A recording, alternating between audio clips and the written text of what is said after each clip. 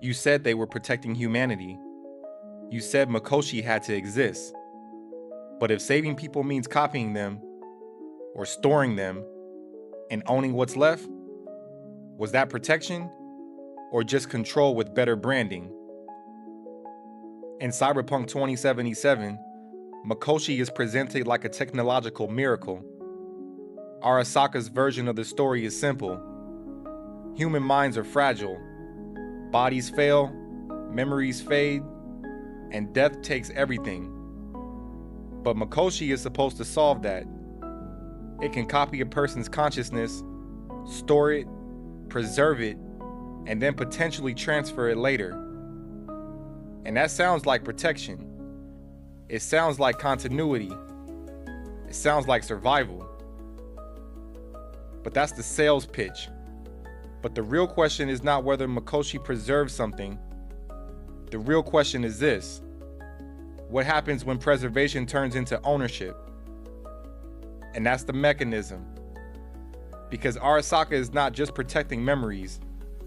Arasaka is storing human consciousness inside a private corporate system. And that means that the company does not just protect what you are, it controls access to it.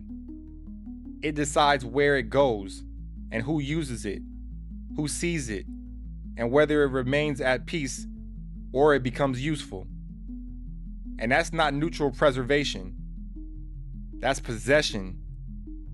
And once you see that, Mikoshi stops looking like protection and starts looking like the most complete form of control in the entire game.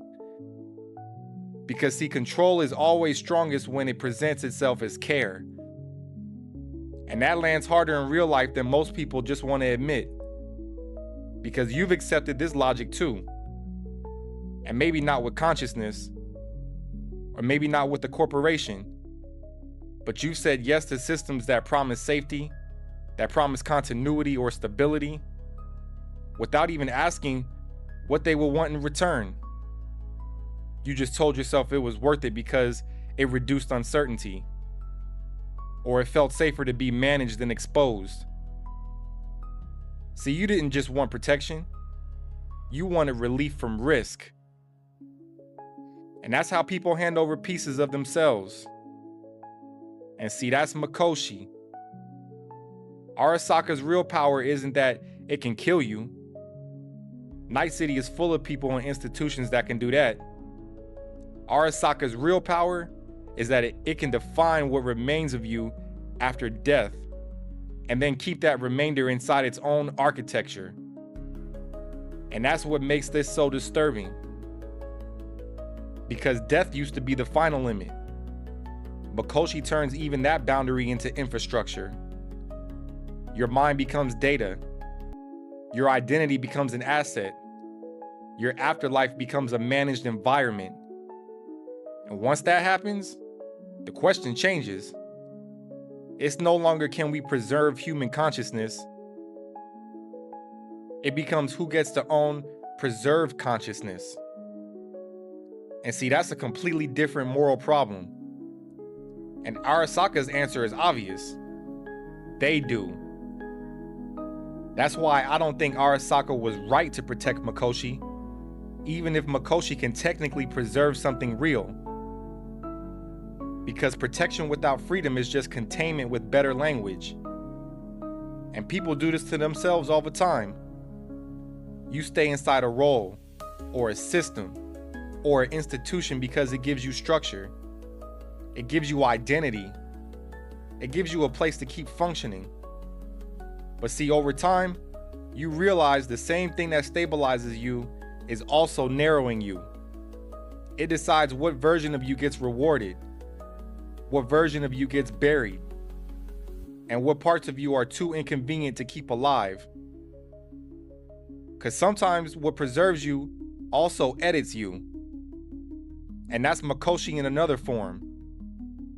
See, Arasaka does not merely archive the self.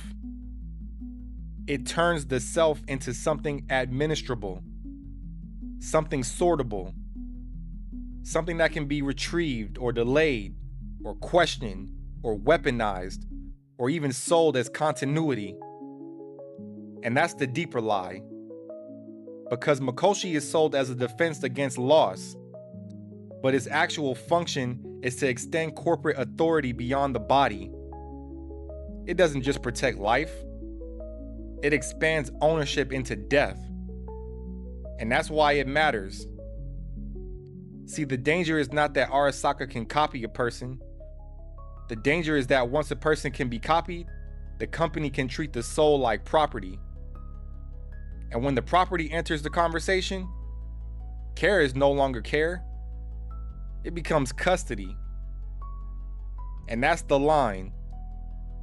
See, Mikoshi is one of the most powerful ideas in Cyberpunk because it exposes the final form of a system that never stops reaching. A system that does not want your labor, or your loyalty, or your body alone. It wants whatever part of you that can still be extracted or preserved, and then controlled after everything else is gone. So was Arasaka right to protect Mikoshi? No. Because they were never protecting humanity. They were just protecting their claim over it.